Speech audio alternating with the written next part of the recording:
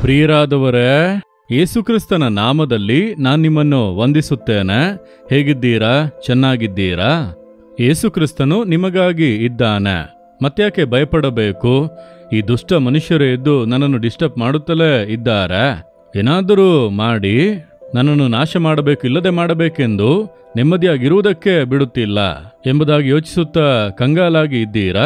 ಯಾರೋ ಒಬ್ಬ ಮನುಷ್ಯನಿಂದ, ಯಾವುದೋ ಒಂದು ಪರಿಸ್ಥಿತಿಯಿಂದ ನೀವು ಬಾಧಿಸಲ್ಪಟ್ಟು ಕಂಗಾಲಾಗಿ ಇದ್ದೀರಾ? ಏನು ಭಯಪಡಬೇಡಿ, ಯೇಸು ನಿಮ್ಮ ಪಕ್ಷದಲ್ಲಿ ಇದ್ದಾನಲ್ಲ. ಆತನು ಏನು ಹೇಳುತ್ತಾನೆ ಗೊತ್ತಾ?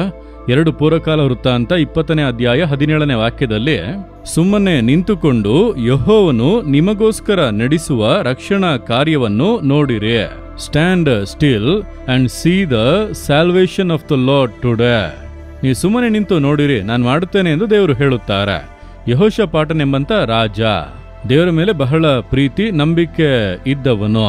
ಅವನ ಪಾಡಿಗೆ ಅವನು ದೇಶವನ್ನು ಆಳ್ವಿಕೆ ಮಾಡುತ್ತಾ ಇರುವಾಗ 3 ಶತ್ರು ದೇಶದವರು ಒಟ್ಟಿಗೆ ಸೇರಿ ಈ ಯೆಹೋಷಾಫಾಟನನ್ನು ವಶಪಡಿಸಿಕೊಂಡು ಅವನ ದೇಶವನ್ನು ಹಾಳು ಮಾಡಬೇಕು ಎಂದು 3 ಜನರು ಯುದ್ಧ ಮಾಡುವುದಕ್ಕೆ ಬಂದರು. ದೊಡ್ಡ ಒಂದು ಸೈನ್ಯ, 3 ದೇಶದ ಸೈನ್ಯ ಒಟ್ಟಿಗೆ ಬಂದರೆ ಹೇಗಿರುತ್ತದೆ? ಸಮುದ್ರ ತೀರದ ಹುಸಿಬಿನಂತೆ ದೊಡ್ಡ ಸೈನ್ಯ. ಅದನ್ನು ನೋಡಿದ ಕೂಡಲೇ ಯೆಹೋಷಾಫಾಟನು ಅಂದುಕೊಳ್ಳುತ್ತಾನೆ, ನಾನೇನು ತಪ್ಪು ಮಾಡಿದೆ? ನನ್ನ ಪಾಡಿಗೆ ಆಳ್ವಿಕೆ ಮಾಡುತ್ತಾ ಇರುವಾಗ ಇವರು ಹೀಗೆ ಬರುತ್ತಾರಲ್ಲ.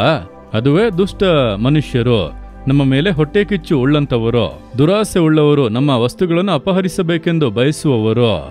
ಏನ್ ಮಾಡುವುದು? ಯೆಹೋಷಾಫಾಟನು ತನ್ನ ಜನರನ್ನು ಕಾಪಾಡಬೇಕಲ್ಲ. ಆದರೆ ಅಲ್ಲಿ ಯುದ್ಧ ಮಾಡಿ ಜಯಿಸುವುದಕ್ಕೆ ಆಗದು. ಶತ್ರುಗಳು ಅಷ್ಟು ಒಂದು ದೊಡ್ಡ ಸೈನ್ಯ. ಆದ್ದರಿಂದ ಉಪವಾಸ ಮಾಡಿ ಪ್ರಾರ್ಥನೆ ಮಾಡುತ್ತಾನೆ. ಬನ್ನಿ, ನಾವೆಲ್ಲರೂ ಕೂಡ ಕರ್ತನ ಮುಂದೆ ಪ್ರಾರ್ಥನೆ ಮಾಡೋಣ ಎಂಬುದಾಗಿ ಎಲ್ಲರೂ ಪ್ರಾರ್ಥನೆ ಮಾಡಿದರು. ಆಗ ಕರ್ತನು ಒಬ್ಬ ಪ್ರವಾದಿಯ ಮೂಲಕ ಉತ್ತರ ಕಳುಹಿಸಿದನು. ನೀನು ಭಯಪಡಬೇಡ, ಕಂಗಾಲಾಗಬೇಡ, ಸುಮ್ಮನೆ ನಿಂತುಕೊಂಡು ನೋಡು, ನಾನು ಯುದ್ಧ ಮಾಡುವೆ ಎಂಬುದಾಗಿ ದೇವರು ಹೇಳಿದರು. ಅದೇ ರೀತಿಯೇ ದೇವರು ಯುದ್ಧ ಮಾಡಿದರು. ಏನ್ ಮಾಡಿದರು ಗೊತ್ತಾ? ದೇವರು ಆ ಶತ್ರುಗಳ ಒಳಗೆಯೇ ಅವರಿಗೆ ವಿರೋಧವಾಗಿ ಅವರೇ ಕತ್ತಿ ಎತ್ತುವಂತೆ ಮಾಡಿದರು. ಆ 3 ಜನರು ಕೂಡ ಅವರೊಳಗೆ ಹೊಡೆದಾಡಿಕೊಂಡು, ಏನು ಗೊಂದಲ ಬಂದಿತ್ತೋ ತಿಳಿಯದು, ಹೊಡೆದಾಡಿಕೊಂಡು ಸತ್ತು ಓಡಿಯೇ ಹೋದರು. ಯೆಹೋಷಾಫಾಟನಿಗೆ ಯಾವುದೇ ಸಮಸ್ಯೆ ಇಲ್ಲ. ನಿಮಗೆ ವಿರೋಧವಾಗಿ ಎದ್ದೇಳುವವರನ್ನು ಕರ್ತನು ಚದುರಿಸಿ ಬಿಡುವನು. ಅವರೇ ಒಬ್ಬರಿಗೆ ವಿರೋಧವಾಗಿ ಒಬ್ಬರು ಏಳುವರು, ಅವರೇ ಜಗಳ ಆಡುವರು, ಚದರಿ ಓಡಿ ಹೋಗುವರು.